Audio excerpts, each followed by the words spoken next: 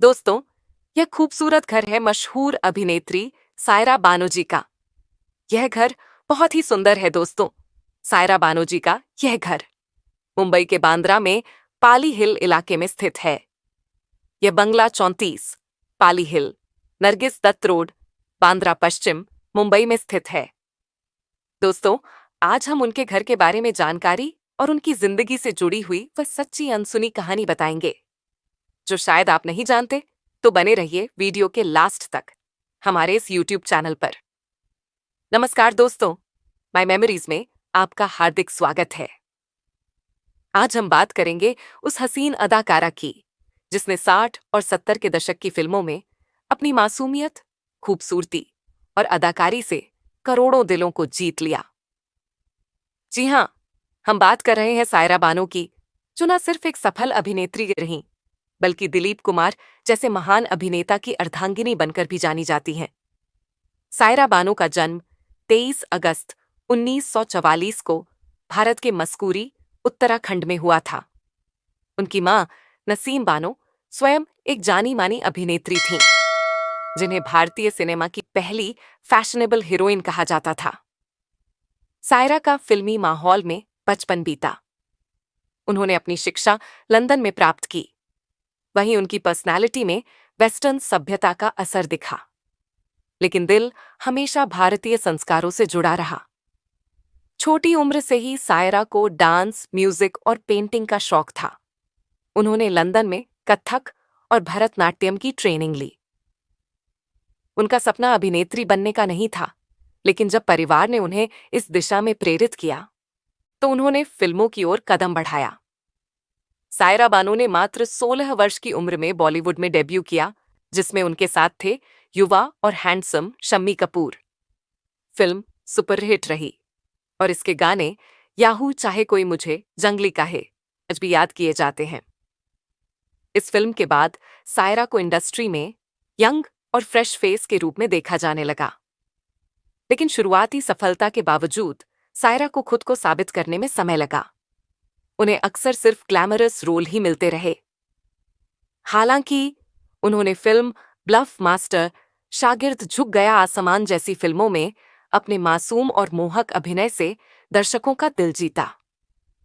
सायरा की screen presence इतनी दमदार थी कि वह धीरे धीरे उस दौर की टॉप एक्ट्रेसेस की सूची में शामिल हो गईं।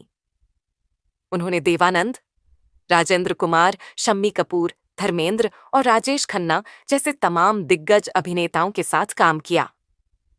मेरे प्यारे साथियों, आप सायरा बानो की कौन कौन सी फिल्मों को सबसे ज्यादा पसंद करते हैं? क्या आप उनका नाम बताना चाहेंगे? कमेंट में उनके नाम जरूर बताएं, जो आपकी सबसे पसंदीदा फिल्में हैं।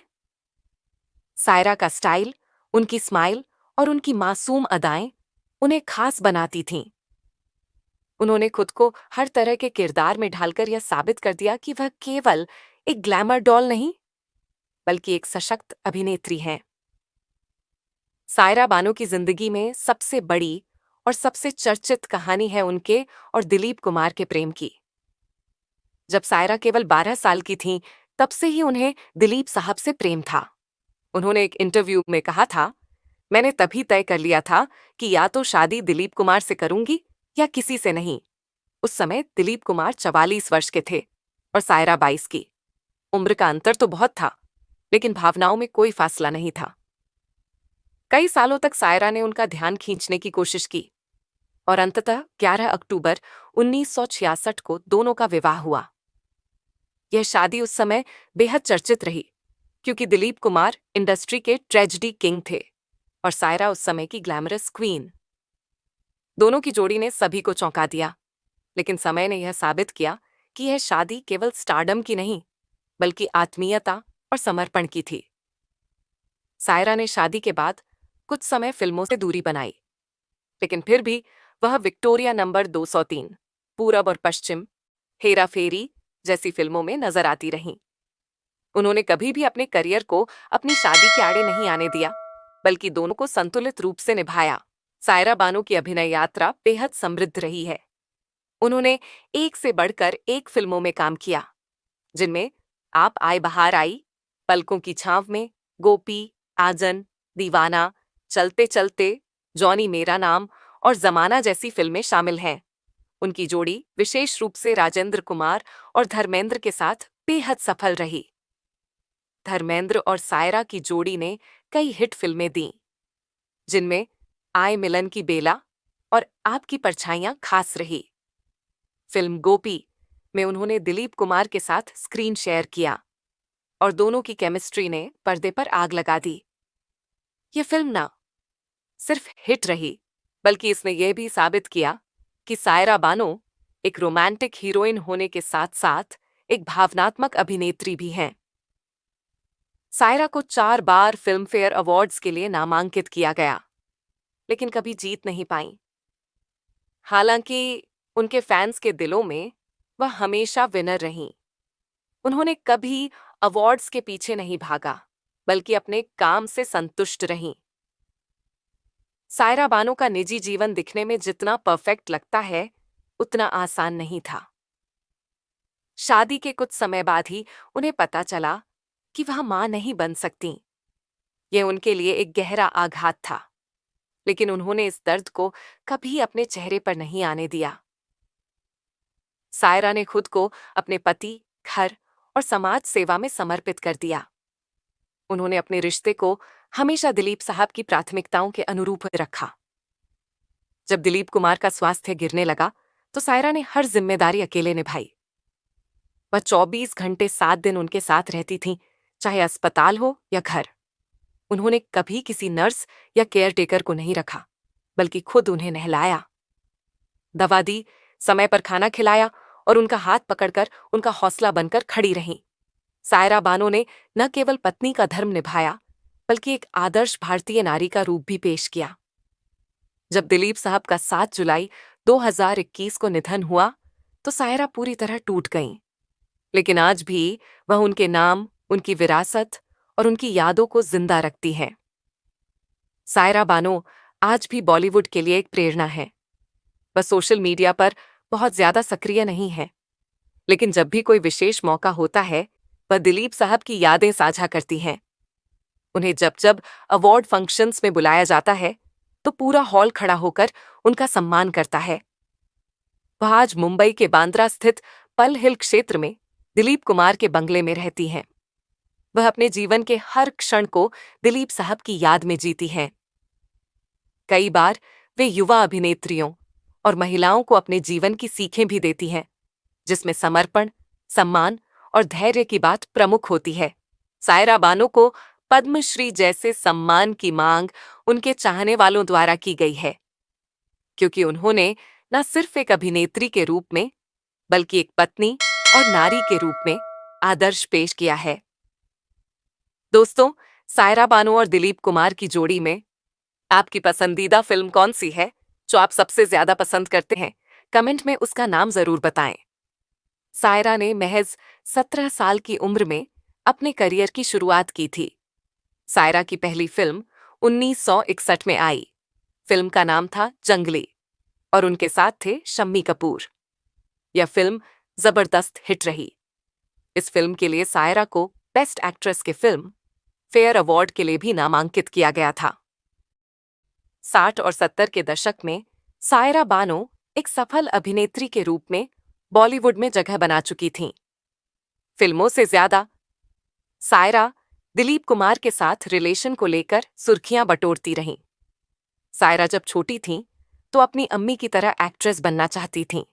12 साल की उम्र से ही सायरा दिलीप कुमार को बेहद पसंद करती थीं। जब ये चाहत दिलीप कुमार के सामने आई, तब उनकी उम्र 44 साल थी और सायरा उस वक्त सिर्फ 22 साल की थी। 2 बार प्यार में नाकामयाब रहे दिलीप सायरा में कोई दिलचस्पी नहीं दिखा रहे थे। उम्र के फर्क के चलते भी दिलीप इस रिश्ते से कतरा रहे थे, लेकिन वह ये बात जान चुके थे कि सायरा उनसे बेइंतहा मोहब्बत करती हैं। 1966 में दिलीप कुमार और सायरा बानो ने अपनी मोहब्बत का ऐलान कर दिया और शादी कर ली दिलीप कुमार। पर वैसे तो देश विदेश की कई लड़कियां जान छिड़कती थीं, लेकिन उन्हें सायरा बानो पसंद आईं। दिलीप कुमार से पहले सायरा का दिल राजेंद्र कुमार पर आया था। राजेंद्र शादीशुदा और 3 बच्चों के पिता थे। सायरा की मां नसीम को जब यह भनक लगी तो उन्हें अपनी बेटी की नादानी पर बेहद गुस्सा आया। अभिनेत्री सायरा बानो की शुरुआती जिंदगी से जुड़ी अनसुनी कहानी। बॉलीवुड बाहर से बेहद ग्लैमरस लगता है, लेकिन अंदर के संघर्षों को सिर्फ अंदर वाले ही समझ पाते हैं। कड़ी मेहनत, संघर्ष और लंबे इंतजार के बाद ही किसी की किस्मत फिल्म इंडस्ट्री में चमकती है। फिल्म इंडस्ट्री में हर किसी को किसी गॉडफादर की जरूरत नहीं होती। कई कलाकारों ने गैर फिल्मी परिवेश से होने के बावजूद अपनी छाप छोड़ी है। फिल्मी इतिहास के किसी भी पन्ने पर नजर डालें, आपको कोई न कोई बाहरी कलाकार जरूर मिलेगा। आज हम उस अभिनेत्री के बारे में बात कर रहे हैं जो एक वेश्या परिवार से ताल्लुक रखती है। दादी और परदादी सेक्स वर्कर थीं, जबकि मां हिंदी फिल्मों की स्टार थीं। इसी सिलसिले में आइए उस अभिनेत्री के बारे में जानकारी साझा करते हैं।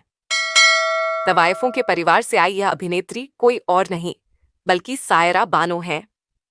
वह भले ही पहले इंडस्ट्री की अग्रणी अभिनेत्री रही हों, लेकिन अगर उनकी मां तवायफों और कोठों की दुनिया से न निकली होती तो इतिहास बदल जाता। सायरा बानो ने शुरुआत में अभिनेत्री बनने का सपना नहीं देखा था, बल्कि उनकी मां नसीम बानो ने उस सपने को हकीकत में बदला। अगर हम कोठे की गलियों से भागने की जद्दोजहद की बात करें तो यह कहानी थोड़ी लंबी हो जाती है। सायरा बानो की दादी, परदादी और मां कोठे पर ही रहती थीं। उनकी मां और दादी का भी दिल्ली में एक कोठा था। यह उनका पेशा नहीं था, लेकिन सायरा की परदादी ने मजबूरी में इस काम को अपनाया। कहानी जुम्मन बाई से शुरू होती है, जो सायरा बानो की परदादी थीं। 7 साल की उम्र में उनके पिता ने उन्हें हसनपुर के एक कोठे पर बेच दिया था। इसका कारण यह था कि उन्हें लड़कियां नापसंद थीं। फिर भी जुम्मन बाई उस मुश्किल में नहीं रहना चाहती थीं। वह बार बार भागने की कोशिश करती थीं, जिससे कोठे की मालकिन उन्हें दिल्ली भेज देती थीं, जहां वह कोठे की गलियों में फंसी रहती थीं। 18 साल की उम्र में उनकी एक बेटी हुई, जो कोठे के एक कर्मचारी रतन सिंह की संतान थी। उस लड़की का नाम शमशाद था। सायरा बानो के जन्म के बाद शमशाद उनकी दादी बनी। शमशाद बचपन से ही असाधारण रूप से सुंदर थीं। ऐसा कहा जाता है कि जब वह लगभग 12 या 13 साल की थीं, तब उनकी मां और सायरा बानो की परदादी जुम्मन बाई ने उन्हें एक कोठे पर रख दिया था। वहां वह छमिया के रूप में प्रसिद्ध हुईं। उनका आकर्षण इतना अद्भुत था कि दूर दूर से नवाब और अंग्रेज अधिकारी भी उनकी प्रशंसा करने आते थे। एक बार हसनपुर के रईस अब्दुल वाहिद रहमान का छमिया बाई को लेकर एक अंग्रेज अधिकारी से विवाद हो गया था। नसीम बानो अंततः सायरा बानो की मां बनी। हालांकि इससे पहले वह एक प्रसिद्ध बॉलीवुड अभिनेत्री के रूप में प्रसिद्ध हो चुकी थीं। बचपन से ही नसीम को अभिनेत्री बनने का शौक था। छमिया बाई इस दुविधा से बचने के लिए नसीम के साथ मुंबई आ गईं। मुंबई पहुंचने पर नसीम अपनी मां के साथ फिल्मों की शूटिंग देखने जाती थीं। इसी बीच एक दिन सौरभ मोदी की नजर नसीम पर पड़ी। उस समय वह 11वीं कक्षा में थीं। वह उन्हें एक फिल्म ऑफर करना चाहते थे। ऐसे में किसी तरह मां छमिया को मनाया गया। उन्होंने कई हिट फिल्मों में काम किया और बाद में इंडस्ट्री में ही उनका नाम नसीम पड़ गया। वह भारतीय सिनेमा की एक सफल अभिनेत्री रही हैं। उन्हें भारतीय सिनेमा की पहली रानी का तमगा भी दिया गया। नसीम की शादी एहसानुल हक से हुई थी और सायरा उनकी बेटी हैं, जो खुद इंडस्ट्री का एक जाना माना नाम है और दिवंगत अभिनेता दिलीप कुमार की पत्नी है। सायरा बानो का जीवन यह बताता है कि सच्चा प्यार, समर्पण और आत्मसम्मान इंसान को अमर बना देता है, भले ही वह स्क्रीन से दूर हो जाए। तो दोस्तों, ये थी सायरा बानो की वो कहानी जो सिर्फ रूपहले पर्दे की नहीं, बल्कि जीवन की असली जमीन की है। दोस्तों, सायरा बानो के घर के बारे में जानकारी और उनकी जिंदगी से जुड़ी हुई अनसुनी कहानी जानकर आपको कैसा लगा, कमेंट में जरूर बताएं। अगर आपको यह कहानी पसंद आई हो तो माय मेमोरी यूट्यूब चैनल को लाइक और सब्सक्राइब करना ना भूलें। फिर मिलेंगे एक नई कहानी के साथ। धन्यवाद।